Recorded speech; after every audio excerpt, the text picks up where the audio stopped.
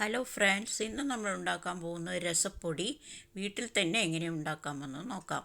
ഒരു പാൻ അടുപ്പത്ത് വെച്ച് ചെറിയ തീയിൽ ഒന്ന് ചൂടാക്കുക. സിമ്മിലിട്ട് നമുക്ക് ഓരോന്നായി വറുത്തെടുക്കാനുള്ളതാണ്. മല്ലി 2 ടീസ്പൂൺ, 3 വറ്റൽമുളക് ഇവയൊന്ന് ചൂടാക്കി അതിന് പുറകെ തന്നെ നമുക്ക് ഓരോന്നോരോന്നായി ഇട്ട് ചെറുതീയിലിട്ട് ചെറുതായിട്ടൊന്ന് ചൂടാക്കി എടുക്കണം. 2 ടീസ്പൂൺ പരിപ്പ്, ഈ കടലപ്പരിപ്പാണെങ്കിൽ അതായാലും മതി. ഉഴുന്ന് പരിപ്പ് 2 ടീസ്പൂൺ, 2 ടീസ്പൂൺ നല്ല ജീരകം, 2 ടീസ്പൂൺ കുരുമുളക്,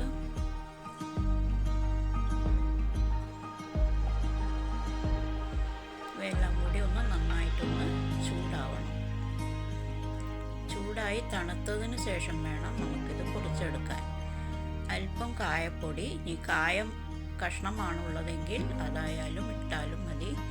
1 ടീസ്പൂൺ മഞ്ഞൾപ്പൊടി, ഇവയെല്ലാം കൂടി ഒന്ന് നന്നായി നമുക്കൊന്ന് ഇപ്പോൾ തീ ഓഫാക്കി ഇതിന് ശേഷം നമുക്കിതൊന്ന് ചൂട് തണിഞ്ഞതിന് ശേഷം മിക്സിയിലിട്ട് പൊടിച്ച് കുപ്പിയിലാക്കി സൂക്ഷിക്കാവുന്നതാണ്. 1 മാസം വരെ കേടാവാതെ ഇരിക്കും. ഇതൊന്ന് തണയട്ടെ. തണഞ്ഞതിന് ശേഷം മിക്സി ജാറിലിട്ട് നമുക്കിതൊന്ന് നന്നായി പൊടിച്ചെടുക്കാം. പൊടിച്ചെടുത്തിട്ട് വരാം. പൊടിച്ചത് തയ്യാറായിട്ടുണ്ട്. നന്നായി പൊടിച്ചിട്ടുണ്ട്.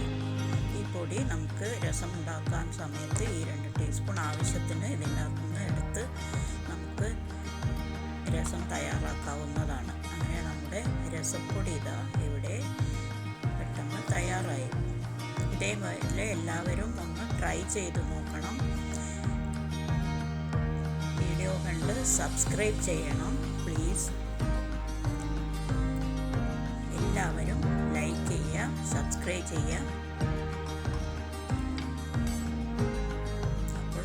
രസപ്പൊടി